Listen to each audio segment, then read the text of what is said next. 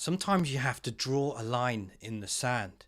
You have to say, no, no more. This is not happening anymore. You draw the line and then you don't allow that line to be crossed, no matter what. As a coach, I've been coaching for a long time now, and I know I've done a good job as a coach.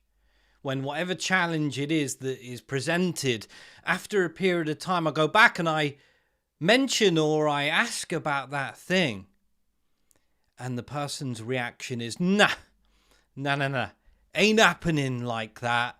Will never happen like that ever again. That's when I know I've done a good job. What are we talking about here? How does this translate to you? What does it mean? Well, let's just play the odds. Let's say that everything is a form of bullying as people try and find their way on the ladder and as narcissists try and reach the top. Odds would suggest that you're dealing with some form of narcissism in your life right now. So let's use that as an example. In a form of bullying that typically comes with narcissistic behavior. Where's your line? Because if you haven't got a line in the sand, if you've not made a decision, if you don't have a standard or a principle and something that you stand by, where is the line? It doesn't exist. So the reason I'm a successful coach is because I face and have faced the same problems that people come to me with. And many years ago, I made the decision that I won't be bullied anymore. I will not be bullied. And hey, you can only control yourself and the decisions that you make. You can't control others. And why would you want to unless you were a narcissist yourself? You can take absolute ownership of your own decisions. Take control of what it is that you decide. You draw the line. You make the decisions. And like any decisions that we make, it's quite easy to make decisions. The challenge comes with sticking to it. The challenge comes to sticking by your decision that that line will not be crossed no matter what.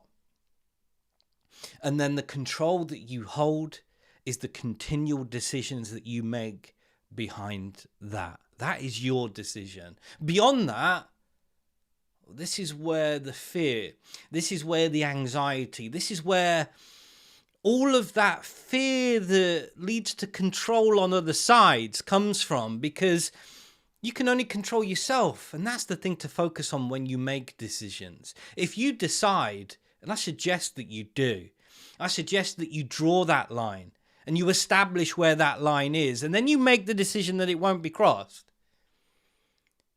That's the control that you have. That's the thing to focus on, because that's the thing you have control over and the decisions from that.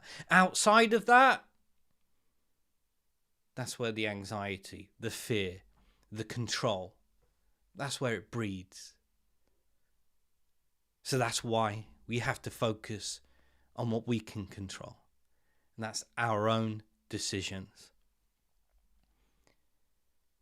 If I've ever inspired anybody to do anything, whether it's through my coaching or through my videos or through my books or whatever it may be, it is this process. It is this decision-making process to not only draw that line and make a decision, but ultimately to stick by it.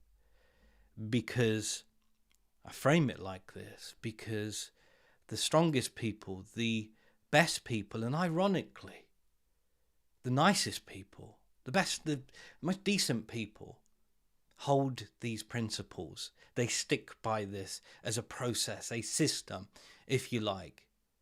And it works. And it works for them. And it's what makes them who they are, because it leads on to better decisions. And it leads on to a better quality, a better standard, better principles. Because there's always that line in the sand. And by sticking with that and sticking with your decisions, it's a game changer for you. Ta-ta.